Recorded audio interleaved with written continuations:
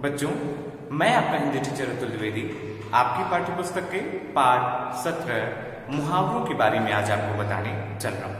बच्चों, आज हम इस पाठ के माध्यम से मुहावरों के बारे में जानकारी प्राप्त करेंगे कि आखिर मुहावरा किसे कहते हैं, मुहावरों का प्रयोग हम अपने वाक्य में क्यों करते हैं। ठीक है बच्चों, तो हम इसके माध्यम से यह भी जानने का प्रयास करेंगे कि आखिर हम अपने वाक्य को, ठीक है, जो भी हम बात बोल रहे हैं उसमें सुंदरता या उस वाक्य के अंदर प्रभाव कैसे ला सकते हैं कि दूसरी हमारी जो है बात पे ध्यान दें।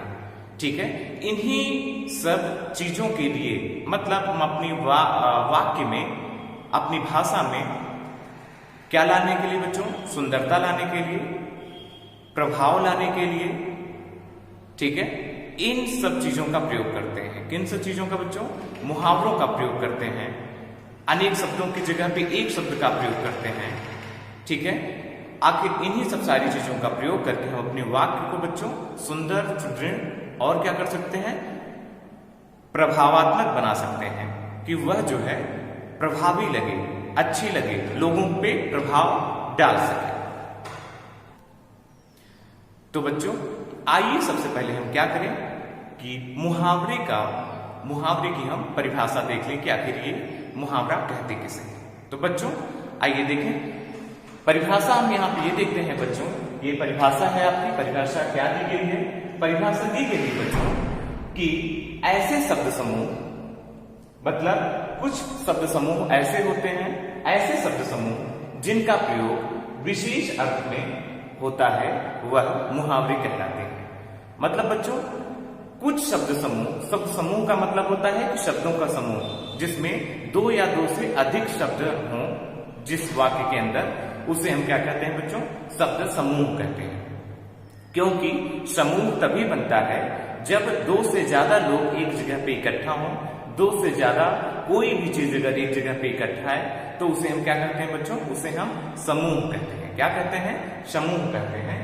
तो समूह इसी तरह से यही है कि मुहावरे की परिभाषा में भी आपको दिख रहा है कि ऐसे शब्द समूह, कुछ शब्द समूह ऐसे होते हैं, ठीक है, जिनका प्रयोग विशेष अर्थ में होता है। ठीक है, वो शब्द समूह एक विशेष अर्थ को देते हैं, मतलब वो सारे शब्द मिल करके एक विशेष अर्थ की तरफ में ले जाते हैं।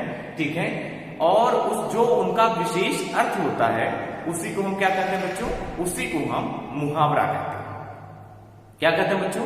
उसी को हम मुहावरा कहते हैं। तो आइए एक उदाहरण देख लेते हैं। आप चित्र के माध्यम से उदाहरण देख रहे हैं कि इस चित्र में एक औरत है और एक बच्चा खड़ा हुआ है। एक औरत और एक बच्चा खड़ा हुआ है। जो औरत है, ठीक है, वह जो बच्चा है उससे कह रही है, क्या कह रही है बच्चों? कि राम कमरा साफ कर दो। क्या कह रही है बच्चों? राम कमरा साफ कर दो, दादाजी आने वाले हैं, ऐसा कह रही है। क्या कह रही है वो औरत कह रही है किससे? राम से। जो बच्चा है उसका नाम राम है, ठीक है, तो राम से कह रही है कि राम कमरा साफ कर दो, दादाजी आने वाले हैं। मतलब दादाजी कहीं बाहर गए हुए थे, ठीक है, और वो वापस आ रहे हैं, ठीक है, और उनका कमरा बहुत दिन से बंद था तो गंदा हो गया रहा होगा, तो इसलिए कहा जा रहा है कि राम कमरा साफ कर दो, दादाजी आने वाले हैं। ऐसा उस महिला ने कहा, लेकिन राम के कान पर जूं तक नहीं रेंगी। ठीक है, ऐसा कहा गया कि राम के कान पर तो जूं तक नहीं रेंगी। अब ये देखिए कि राम के कान पे जूं तक न रेंगने का मतलब यह हो गया, ठीक है, कि उसने तो बिल्कुल ध्यान ही नहीं दिया। ठीक है, उसकी माता ने या उस महिला ने जब राम से कहा कि राम दादाजी आने वाले हैं, कमरा साफ कर दो, लेकिन राम ने उस बात को अनसुना कर दिया। ठीक है, अब ये देखिए, जूं तक, कान पे जूं तक नहीं रेंगना, ये मुहावरा हो गया। ठीक है, ये एक जो है क्या है बच्चों? एक ऐसे शब्द समूह है, ये कुछ ऐसे शब्द समूह है जिनका अर्थ जो है वह विशेष अर्थों में होता है, जिनका प्रयोग क्या है हो रहा है बच्चों? विशेष अर्थों में हो रहा है। तो आप सब यहाँ पे देख पा रहे होंगे कि राम के लिए जब कहा गया कि राम के कान पे जूं तक नहीं रेंगी, तो जूं तक नहीं रेंगना ये मुहावरा हो गया। और इसका जब एक अर्थ हम लगाएंगे तो यह हो जाएगा कि राम ने बिल्कुल ध्यान भी नहीं दिया, एक भी थोड़ा सा भी ध्यान नहीं दिया उस महिला की, अपनी माँ की बात पे थोड़ा सा भी ध्यान नहीं दिया। ठीक है, अब आइए आपकी पाठ्य पुस्तक में और भी तमाम उदाहरण दिए गए हैं, आइए उन पे भी चलें। तो पहले असेसमेंट में, फर्स्ट असेसमेंट में हमने 4, 1, 2, 3 और 4 मुहावरों के बारे में जानकारी प्राप्त की थी, या ये उदाहरण हमने 4 देखे थे। अब आइए हम जो है वह 5, 6, 7, ठीक है, ये 4 उदाहरण देखें आपके सेकेंड असेसमेंट में। ठीक है बच्चों, तो आइए देखते हैं। तो पहला जो हमारा उदाहरण है, पहला उदाहरण क्या है बच्चों? घी के दिए जलाना। क्या है बच्चों? घी के दिए जलाना, ये हमारा जो है वो पहला उदाहरण है। तो हम ये देखते हैं कि घी के दिए जलाना, ये क्या है बच्चों? ये शब्द समूह है। क्या है? एक शब्द समूह है, और क्या हो रहा है? इसका प्रयोग विशेष अर्थ में हो रहा है। ठीक है बच्चों, इसका प्रयोग जो है वह विशेष अर्थ में हो रहा है। कैसे विशेष अर्थ में हो रहा है बच्चों? अब आप देखिए कि घी के दिए जलाना, ठीक है, ये क्या है? शब्द समूह है। अब हम ये देखते हैं कि घी के दिए जलाना, ये कैसे इसका प्रयोग विशेष अर्थ में हो रहा है। तो इसका जो हम अर्थ लगाते हैं, आदमी घी के दिए कब जलाता है? जब वह अत्यधिक प्रसन्न हो। ठीक है, जैसे आप जानते हैं कि दीपावली में जो है वह घी के दिए जलाए जाते हैं। तो घी के दिए चूंकि दीपावली में क्यों जलाए जाते हैं? क्योंकि बहुत ज्यादा अत्यधिक प्रसन्नता होती है उस टाइम पे। क्या होती है बच्चों? प्रसन्नता होती है। अब आप ये देखिए कि क्यों प्रसन्नता होती है? क्योंकि उसी टाइम पे ये माना जाता है, ऐसा माना जाता है कि राम जो है, राम भगवान जो है, वह जंगल से अयोध्या आते हैं। तो लोग अत्यधिक चूंकि प्रसन्न होते हैं, इसीलिए क्या करते हैं बच्चों? घी के दिए जलाते हैं। ठीक है, तो इंसान तभी जो है घी के दिए जलाएगा जब वह अत्यधिक प्रसन्न होगा। तो इसका जो वाक्य प्रयोग है, हम वाक्य में जब इसका प्रयोग करते हैं इस मुहावरे का, तो कैसे करते हैं? आइए देखें। जैसे कक्षा में प्रथम स्थान आने पे, क्या है? कक्षा में प्रथम स्थान आने पे मैंने घी के दिए जलाए। अब देखिए क्या है, जब कोई बच्चा जो स्टूडेंट है वो क्या करता है? एग्जाम में पहला स्थान ले आ रहे, ठीक है, अपनी पूरी कक्षा में सबसे ज्यादा नंबर उस बालक के हों, उस लड़के के हों, तो क्या करता है बच्चों? वो अत्यधिक प्रसन्न हो जाता है। ठीक है, तो वाक्य प्रयोग में यही होता है कि कक्षा में प्रथम स्थान आने पे मैंने घी के दिए जलाए, मतलब मैं अत्यधिक प्रसन्न हो गया। ठीक है, मैं क्या हो गया बच्चों? अत्यधिक प्रसन्न हो गया, या मैंने बहुत खुशियां मनाई। जब इंसान प्रसन्न होगा हृदय से, तो क्या करेगा बच्चों? वह खुशी मनाएगा। ठीक है, और जब खुशी मनाता है तो इसका मतलब है कि वह अत्यधिक प्रसन्न है। अब आइए अगले उदाहरण पे चलें। अगला उदाहरण है बच्चों अपना उल्लू सीधा करना। ये क्या है? ये दूसरा उदाहरण है, अपना उल्लू सीधा करना। अब अपना उल्लू सीधा करना, इसका जो अर्थ होगा वह यह होगा कि अपना कार्य सिद्ध करना। मतलब आप सब लोगों ने सुना भी होगा कि जैसे कहते हैं कि उसने अपना काम कर लिया, मतलब कोई अपना काम कर ले, निकाल ले अपना काम। ठीक है, तो उसे क्या कहते हैं कि अपना उल्लू सीधा करना। अगर हम इसका वाक्य में प्रयोग करते हैं तो क्या होता है? जैसे आज के नेता अपना उल्लू सीधा करने में लगे रहते हैं। आप ये देखिए कि आज के नेता क्या करते हैं बच्चों?